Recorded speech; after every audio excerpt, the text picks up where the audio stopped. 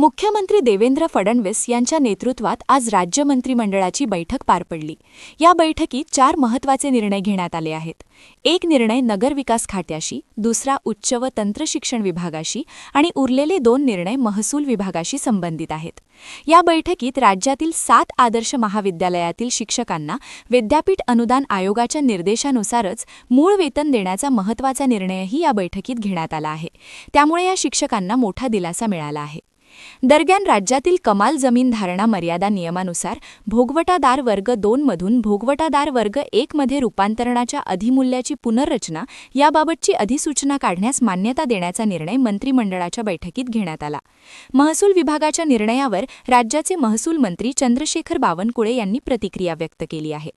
महसूल विभागात 1980 पासूनची मागणी होती, जी जमीन स्वातंत्र्य सैनिकांना दिलेली होती ती त्यांच्या शेतकरी मुलांना देण्याचा निर्णय घेतला आहे।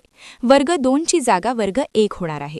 50 लाखांपर्यंत ज्याची किंमत आहे ते अधिकार जिल्हाधिकारी यांना देण्यात आले आहेत। त्यावरचे मंत्री यांना अधिकारी असतील। सातारा जिल्ह्यातील 42 हेक्टर जागा IT पार्कसाठी देण्यात आली आहे।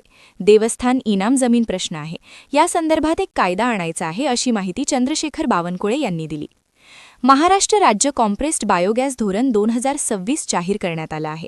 प्रत्येक जिल्ह्यात समन्वय समिती बायोगॅस प्रकल्प PPP हायब्रिड अन्युइटी तत्वावर राबवणार। या वर्षासाठी 500 कोटींची तरतूद। घनकचऱ्याचे पर्यावरणपूरक व्यवस्थापन, हरितगृह वायू उत्सर्जन कमी होणार आहे। राज्यातील 7 आदर्श महाविद्यालयातील शिक्षकांना विद्यापीठ अनुदान आयोगाच्या निर्देशानुसारच मूळ वेतन मिळणार। या पदावरील शिक्षकांना उच्च व तंत्रशिक्षण विभागाच्या पदभरतीमध्ये अतिरिक्त गुण मिळणार आहेत। सातारा जिल्ह्यातील मौजे नागेवाडी येथे IT पार्कला जमीन देण्याचा निर्णय। महाराष्ट्र औद्योगिक विकास महामंडळास 42.55 हेक्टर जमीन देण्यात येणार आहे। सातारा जिल्हा आणि परिसरातील IT क्षेत्राला प्रोत्साहन, युवकांना रोजगार, व्यवसायाच्या संधी मिळणार आहेत।